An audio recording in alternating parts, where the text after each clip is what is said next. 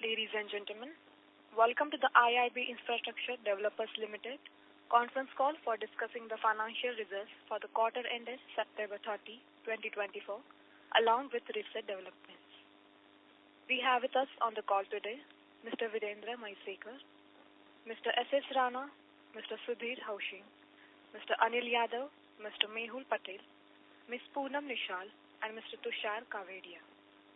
As a reminder, all participants' lines will be in the listen-only mode, and after the opening remarks by the management, there will be a question and answer session. Please note that the duration of the call would be 45 minutes, and any queries left unanswered after the call can be subsequently mailed to the management for adequate response and resolution. Please note that this conference is being recorded. I now request Mr. Yadav to give an overview for the significant developments during the quarter. Thank you, and over to you, sir. Thank you. Good evening, everyone. I welcome all the investors and analysts to our earnings call for Q2 financial year 24-25. I trust you have reviewed our detailed numbers and presentation. I will briefly highlight the key points for the quarter. We are pleased to inform that IRB successfully completed the type issuance and allotted $200 million 7.11 senior secured notes having a final maturity in FY32 at a premium. Proceeds of the notes will be utilized for capital expenditure and or refinancing of the existing loan availed for the capital expenditure. This will further strengthen our liquidity position, thereby ensuring business stability. Being the issuer, IRB was rated Ba1 and BB+ by a reputed international rating firm, Moody and Fitch respectively. We have received an encouraging response with participation seen from the marquee investors like BlackRock, Lombard, and HSBC, T. Rowe Price, PIMCO, BFAM Partner, Wellington, Goldman Sachs, etc. The notes are listed on India International Exchange Limited, that is India INX. Now moving to the performance for the quarter. Toll collection for the quarter was significantly impacted due to heavy rains across India, with many states witnessing their highest rainfall in this monsoon, leading to flooding. Despite of the impact of the heavy rains, toll collection has shown a growth. The Mumbai-Pune and Ahmedabad-Vadodara corridor reported 2.3% increase in daily toll collection from 6.25 crores in Q2 of FY24 to 6.40 crores in Q2 of FY25.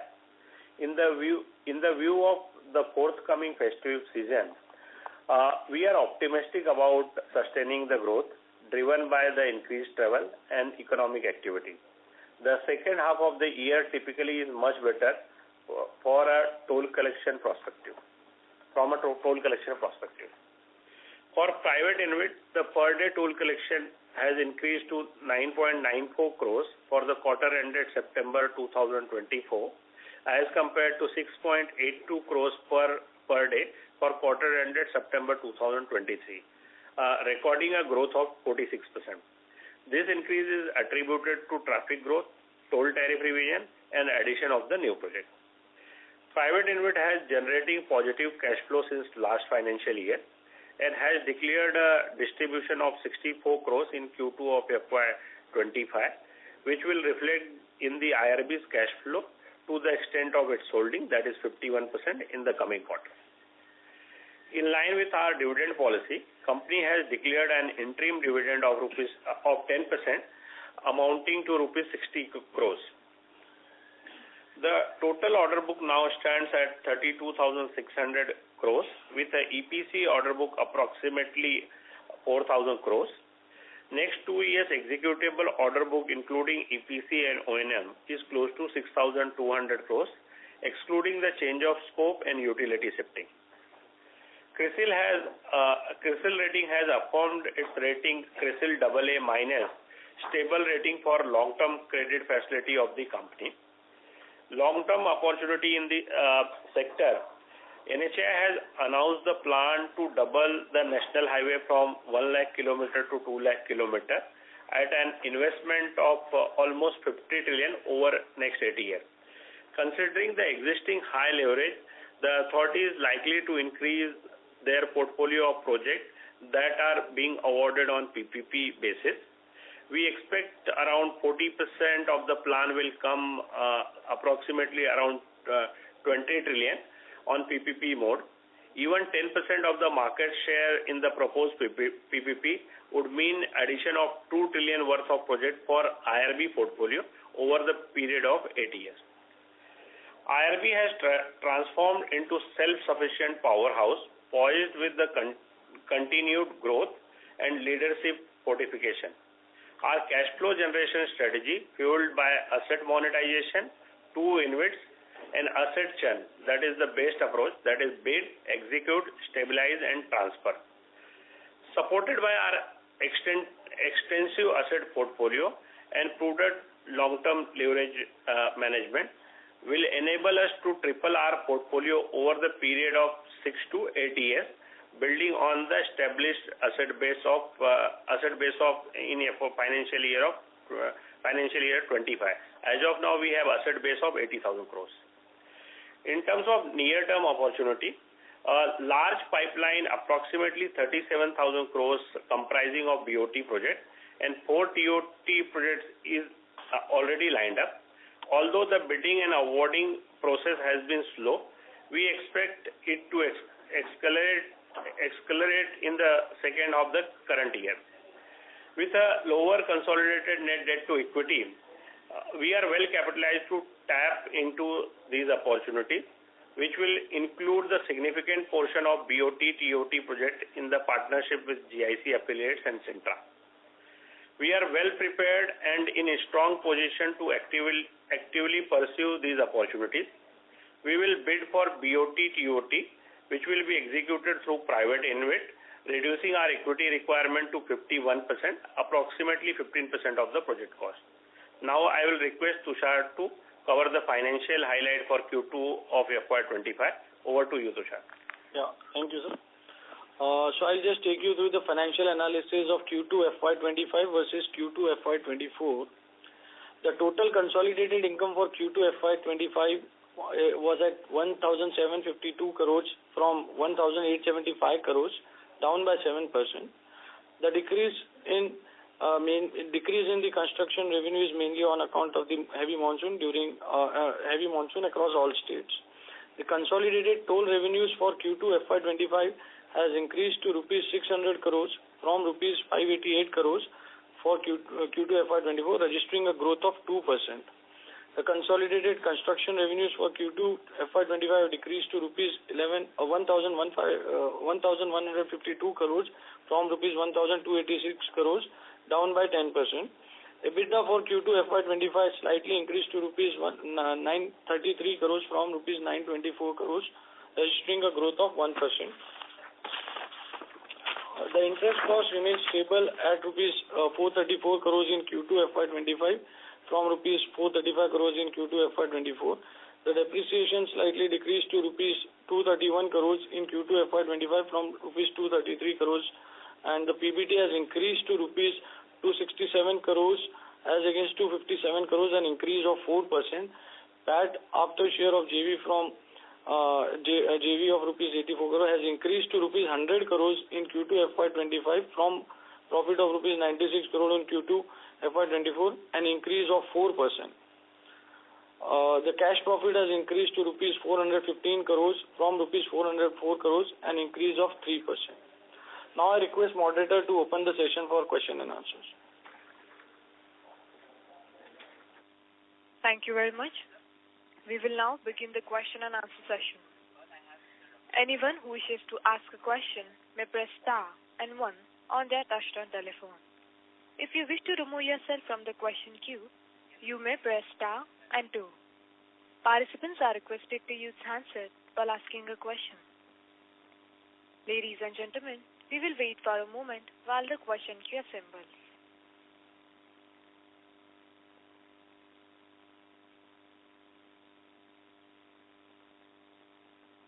Ladies and gentlemen, you may press star and 1 to ask a question. The first question is from the line of Alok Deora from Motilal Oswal Financial Services. Please go ahead. Hello, sir. Good evening. Sir, just a few questions. First is on the execution, which has been pretty soft, even on a YOY basis if we see.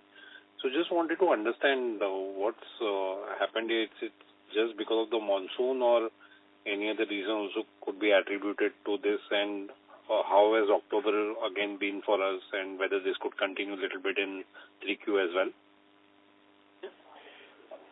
Thank you, Alok. And as I have discussed in the opening remark, because of the very severe rain, and some of the state has even seen the highest rainfall in this monsoon. So that has led a lower execution as far as EPC is concerned. And even the toll revenue were also on the softer side.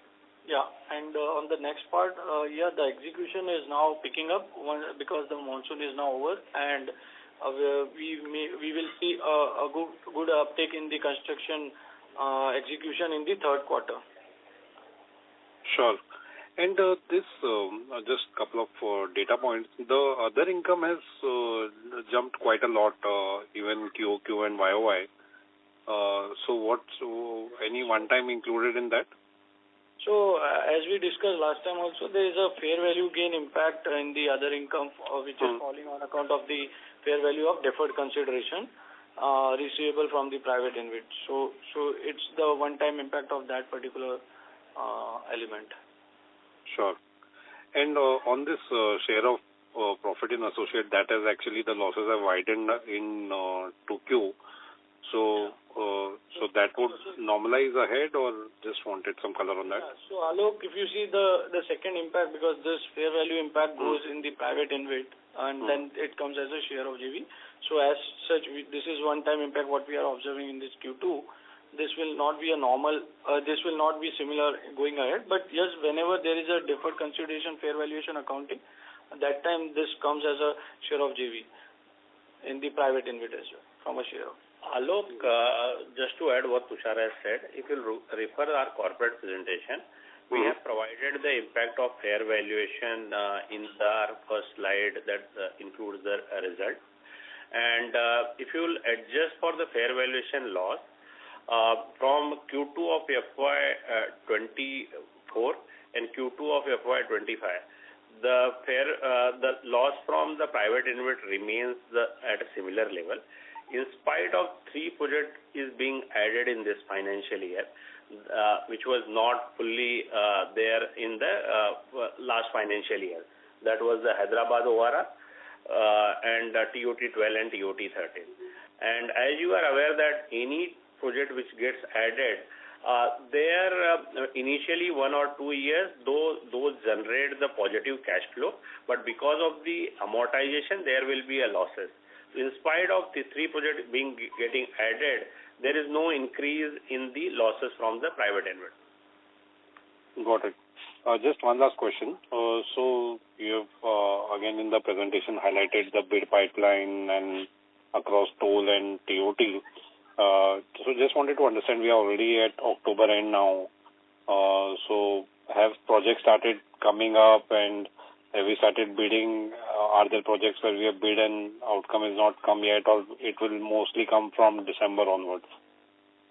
So, Alok, you're right. This is a concern the entire sector is having on its mind. And if you see, only one TOT has so far seen actual bidding going through. And the other 4 TOTs are now likely to happen between now and end of December. And the BOT projects also have been getting postponed, and we now expect few of them to get actually bid out in the third quarter, assuming no further delays are lamented by NHAI on this. So I would say that it is moving in a similar direction what we have seen in the last couple of years, where the bidding activity escalates significantly towards the end of the financial year. Sure, thanks for that. But we are not changing our order inflow targets or guidance or anything of that sort. No. Got it. That's all from my side. Thank you and all the best, sir. Thank you. Thank you. Ladies and gentlemen, you may press star and 1 to ask a question. The next question is from the line of Deepak Krishnan from Kotak Institutional Equities. Please go ahead. Maybe just one question on, so you indicated that EPC revenue pipeline for next 2 years is, 60 to 100 crores. We did about 4,900 crores in FY24. So in case, there are sort of no wins, how are we looking at EPC revenues for this particular year, the construction revenue for this particular year, as well as sort of, FY26? Krishnan, as the order book is around 6,200 for a couple of years, and we also get, this order is excluding the utility shifting and change of scope. And typically, ranging from 200 to 250 odd crores is the typical execution for COS and utility shifting work. So depending upon that work, one can assume an order book of around 7,000 crores to be executed over the period of 6 quarters. So I think we have a visibility for next 6 quarters. But considering the doomsday situation, if we don't get over the period of 1.5 years, will not get the order book, then definitely that time EPC will reduce. But just by that time, our O&M revenue itself will be roughly 2,500 crores from the O&M contract, which we have a 20 years visibility. So we have a 6 quarters visibility, and thereafter we have visibility in terms of O&M revenue. It will not happen that our revenue will become zero. The EPC revenue will be reduced to 40 to 50%, but we are hopeful that we'll bag the order and we should be able to grow our EPC in the line of growth what we have shown in the past. Sure. And maybe just wanted to understand, till what time would we sort of continue to see losses from associates? Like, what are we expecting for the full year? And, when does this sort of impact of fair value go away and the impact of all the new assets come through, and we start seeing, we're seeing cash flow, but we're not seeing profitability. When does that start showing up in the associate line being positive? Is it FY26 or would it be FY27? I think FY26 it will become a positive. I think you are very right, and you have touched upon a very good question. What is happening is these investments today reflect at book value, and the real value that this portfolio is generating is not getting duly captured in the essence of the results, to my mind. And the company is working on this because the cash flows are very robust, as you know, that we have already started the distributions from this platform. So we are working on it. I think you should see results on that lines sooner than later.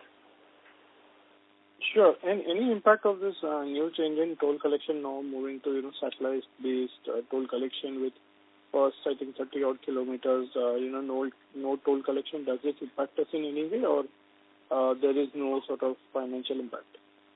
None of the things which you mentioned have become operationalized. These are all academic discussions underway, and none of the toll notifications of any of the projects have seen any change. And to my understanding, these are all futuristic thought processes. The new software or the new technology is much in a primitive testing mode as of now. So it will take some time for that to happen. And as the outcome of the FASTag has been extraordinarily good for the company, we believe the new technology also will further add value to the portfolio going forward. And in terms of the reform, what has taken place in the sector, whether we call it moving from WPI, tariff revision linked with the WPI, and thereafter 3% fixed plus 40% of the WPI, all the changes were with a prospective effect. So ideally, we assume that the changes whenever will happen for the new project to begin with. And secondly, the concession agreement provides adequate compensation in case of there is any change of the regulation. Sure. And just one other thing, the one-time impact of fair value, how much would that be? If I look at QQ, other income is up by 47 crores and, the loss is up by 30 crores. What would be sort of the one-time impact in both of them? So for this quarter, it was around 80 crores one-time impact in the IRB results. Sure. And part of it gets obviously adjusted out of the fair value, the associate. Yeah. Yes, that's right. And so I think we've sort of already touched upon, but do you kind of see acceleration of bidding happening in second half? Do we sort of finally see, all of these awards picking up substantially? How are we looking at it from, or are there still some uncertainties? Are we at a place where, L1s are about to be awarded, or do we still probably think that L1 gets awarded 2-3 months? So we are tracking more of the BOT and TOTs, and in that we can say that there are 4 TOTs lined up for bidding as per the present date before end of December, and there are 6 to 7 BOT projects which are also up for bidding, which are likely to happen between now and March. So there is a good visibility, and see, you have to understand that all these BOT projects which have come after a long time for bidding involve a lot of queries and clarifications that have to come from the client, which are being asked by the prospective bidders, and that entire exercise of understanding the project much better before we put in a bid is what is taking time and pushing the dates of submission forward. But I can say that in majority of these 6-7 bids, most of the iterations are wanting to understand the nuances of the project, more clarification on the scope of work and timelines, etc., have all been iterated now, and we don't expect further more delay in the date of submission now. That's why we believe that between now and March, these 6-7 BOTs and 4 TOTs should see the end of the tunnel. Sure, sir. Those are my questions, and best of luck for future quarters. Thank you. Ladies and gentlemen, you may press star and 1 to ask a question.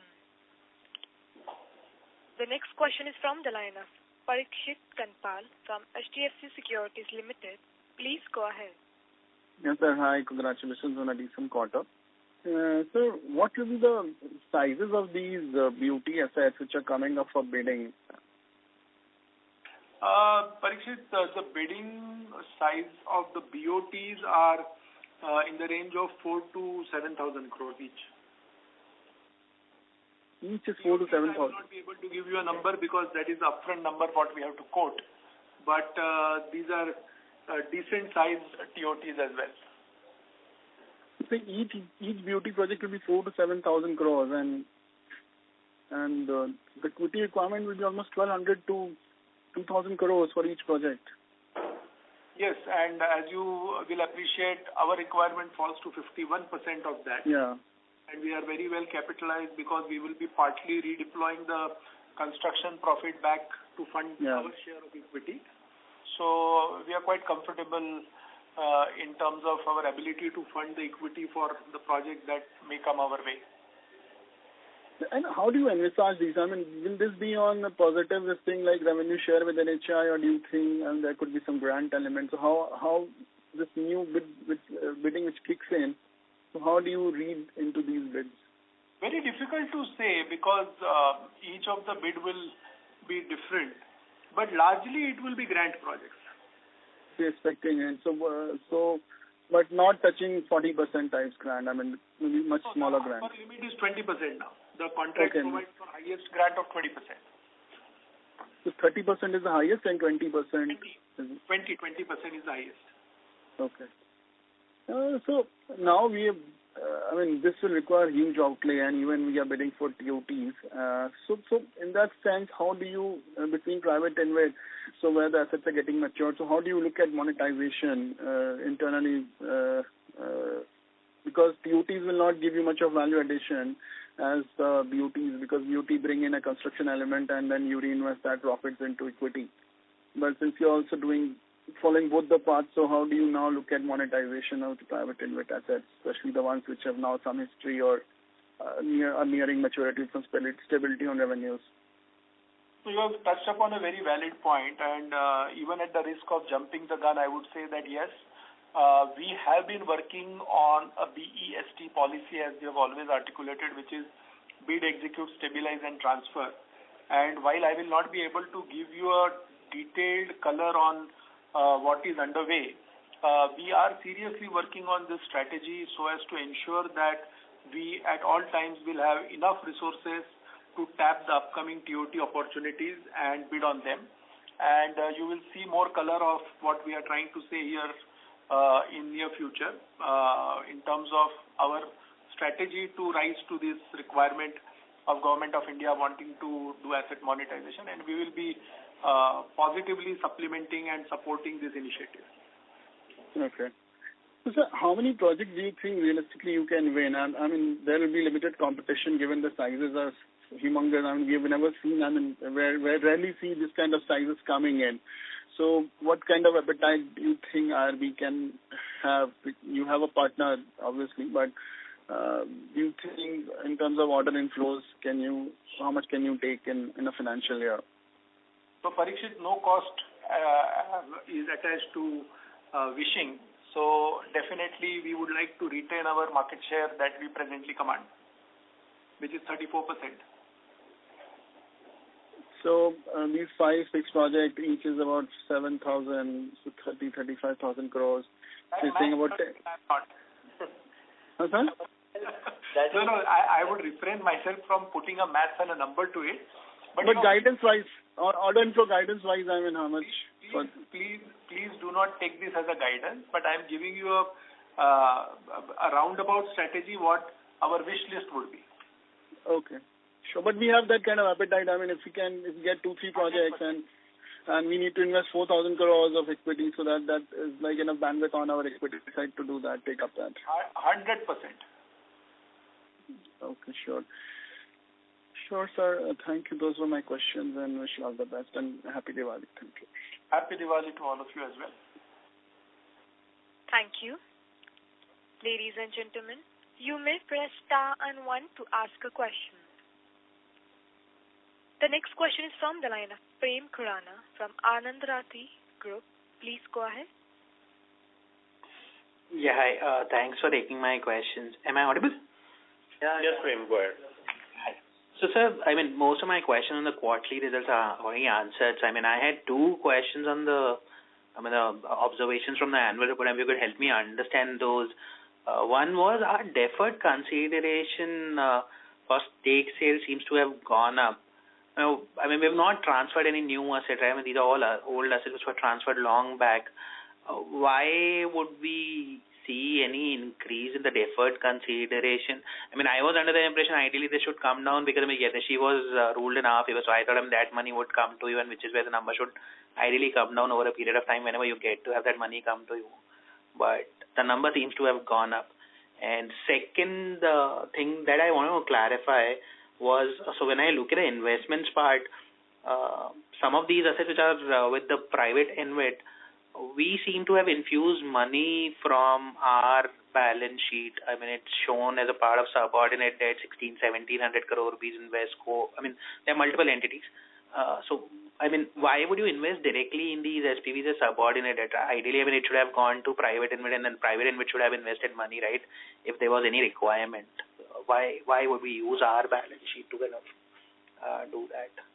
So I think, Prem, with first question, as you are aware that the deferred consideration were accounted on the discounted basis, and as we are moving closer to the receipt date, automatically the amount will increase. And with respect to ADC Aurangabad, With respect to ADC Aurangabad, you are absolutely correct that we have received arbitration award of 1,700 crores plus and plus the extension in the concession period. But that amount is yet to be received from the NHAI. And once we will receive that, then automatically that amount, the deferred consideration will get reduced. Now, coming to the funding of the private InvIT, if there is a delay in terms of rights issue, because rights issue requires timeline filing of the prospectus with the SEBI and other stuff. So meantime, sometime we infuse the money directly to those SPV, and once the rights issue is done, they pay us back. So that may be the reason. But you have, I think, if you have any further question, we can discuss this offline and we can provide the further details. Sure. I'll get in touch with you offline for this. Thank you and all the very best for future, and wish you a very happy Diwali. Thank you. Wish you the same. Thank you. Ladies and gentlemen, you may press star and 1 to ask a question. I think there is no more questions.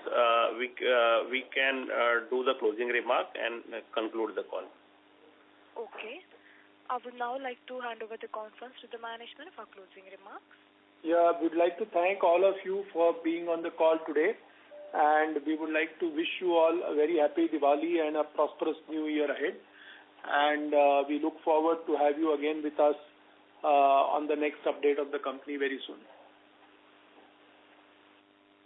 Thank you. Ladies and gentlemen, this concludes your conference for today.